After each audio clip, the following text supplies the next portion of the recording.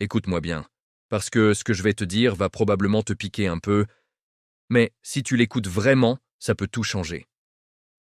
95% des mecs que tu croises en boîte, sur Tinder, Bumble, Instagram ou même dans la vraie vie, sont en train de se ridiculiser complètement sans en rendre compte. Et le pire, la plupart ne le verront jamais. Toi aussi, peut-être, en ce moment même. Si tu envoies encore des « Salut, ça va ?» des « T'es belle, toi ?» des « T'es libre ce soir ?»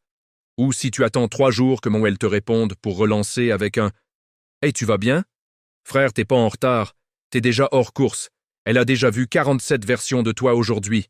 Elle en verra 112 demain.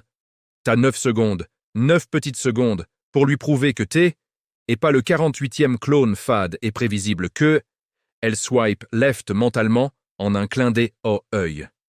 En 2026, la séduction ne se joue plus du tout sur la même grille qu'avant. Oublie les films des années 2000, oublie les techniques de drague de ton cousin qui marchaient en 2012. Au jour, oui, les règles ont explosé. Les filles reçoivent entre 50 et 200 messages par jour selon les applis. Elles ont vu passer le gentil propre sur lui, le bad boy qui copie Andrew Tate sans en avoir le charisme. Le mec qui flexe sa montre, le poète qui envoie des pavés à 2 heures du mat. Le simpeur qui like toutes les stories. Elles ont tout vu. Et 97% de ces gars se font ghoster, friendzoner ou reléguer dans les DM oubliés pour exactement les mêmes 3 erreurs fondamentales. La première erreur, c'est l'absence totale de tension émotionnelle. La très grande majorité des mecs parlent aux filles comme à une collègue de bureau ou comme à leur petite cousine. Résultat, 0 étincelle, 0 souvenir, 0 désir. Une fille ne se souvient pas des mecs qui lui ont dit « t'es gentille ». Elle se souvient des mecs qui les ont fait ressentir un truc fort. Un petit rire nerveux, une gêne agréable, une excitation discrète, une mini-frustration sexuelle, un défi qu'elle a envie de relever. Regarde ce que font 90% des gars et arrête ça tout de suite. Salut, t'es vraiment belle sur tes photos, tu fais quoi dans la vie? Hey, j'ai vu que t'aimes voyager, moi aussi. T'es allé où récemment? T'es libre ce week-end? On pourrait aller boire un verre si tu veux. C'est plat, c'est gentil, c'est interchangeable, ça ne marque personne. Maintenant, écoute les vrais openers et répliques qui créent de la tension dès les premières secondes. Sur appli, au lieu de « Salut, ça va ?» tu envoies T-L, air du genre à commander un latte vanille avec 3 pompes de sirop et à juger en silence les gens qui boivent à leur café noir. J'ai raison ou t'es plus sombre que ça? Elle poste une story en soirée au lieu de « T'es trop belle ?» Tu balances. Attention, si tu continues à poster des photos comme ça, je vais finir par croire que tu cherches à me rendre jaloux. Et ça commence à marcher un peu trop bien. En face à face, dans la rue ou en soirée, au lieu de sortir le compliment classique, tu dis « Ton sourire est dangereux, tu sais. » Le genre qui fait croire à tous les mecs qu'ils ont une ouverture, alors qu'en vrai tu vas les démonter en 3 phrases. « Je me plante? Tu vois la différence ?» Tu ne la flattes pas bêtement. Tu la taquines. Tu la challenges. Tu crées une petite pointe de tension sexuelle ou émotionnelle sans jamais être lourd ni vulgaire.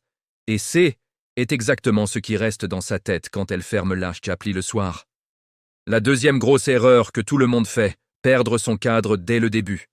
Dès que tu commences à chercher son approbation, c'est terminé.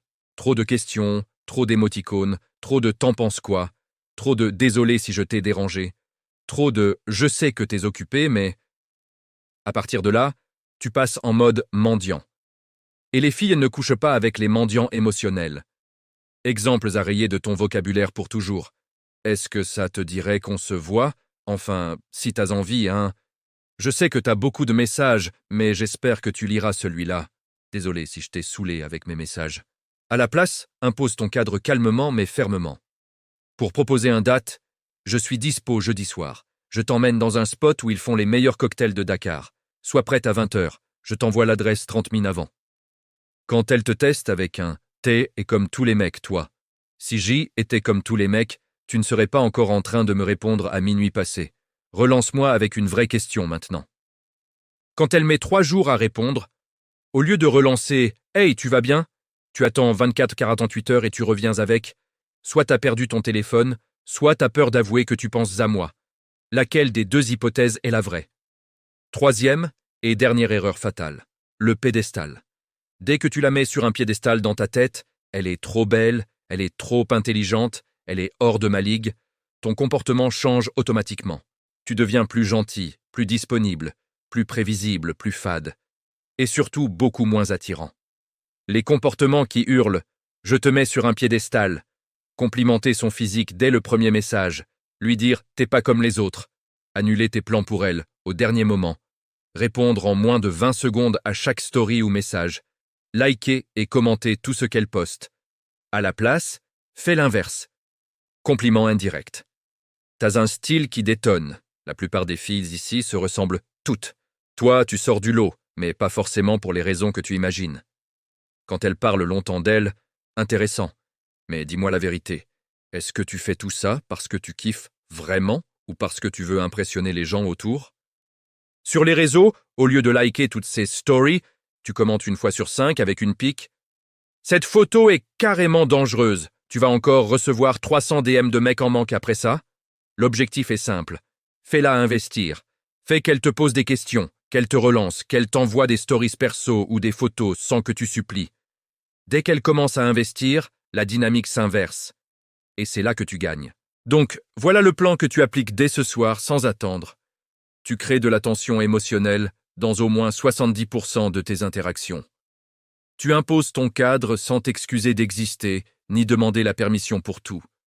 Tu descends la fille de son piédestal et tu la traites comme une égale. Mais une égale que tu challenges constamment. Dis-moi en commentaire, là maintenant, sur ces 3 axes, tension, cadre, 0 pédestal, tu te situes à combien sur 10 aujourd'hui? Et surtout, quelle est la première phrase ou le premier comportement que tu vas changer dès ton prochain message, ta prochaine story ou ta prochaine approche en vrai? Si tu commences à appliquer ça sérieusement, une fille qui te voyait comme « sympa, mais bof » peut basculer en 3 à 10 jours vers « c'est et qui ce mec? Je n'arrive pas à le cerner et ça me rend folle ». C'est exactement à ce moment-là que tu passes devant 97% des autres. Si cette vidéo t'a secoué, like, partage et écris simplement « je passe à l'action » en commentaire. Je réponds personnellement aux premiers qui le font sérieusement. Allez, à toi de jouer. On se retrouve bientôt.